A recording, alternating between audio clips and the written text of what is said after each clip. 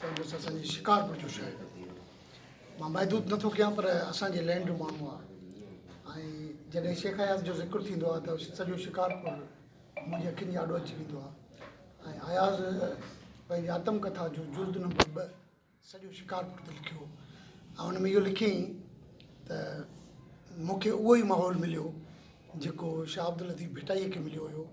हर क़िस्म जा माण्हू हुया, हर क़िस्म जा हुनरमंद हुया ऐं उन्हनि उनखे रंगियो ऐं जॾहिं उहो रंगियो त हितां जा बाग़, हितां जूं घिटियूं, उन्हनि खे बि उन यादि कयो, न रुगो यादि कयो पर शाइरीअ में उनखे प्रिज़र्व करे वियो। महबूबा अयाज़ जूं इलाही हुयूं ऐं हिकिड़े पाड़े जो ख़ासि हुन ज़िक्र कयो, उन ते उनजो ख़ासि बैत बि आहे ऐं अफ़सोस इहो त करिणो पवे त एॾो वॾो शाइर असां उहो घिटियूं बि बचाए न सघिया आहियूं, इनक्रोचमेंट थी वई आहे। बहरहाल बैत ॿुधायां,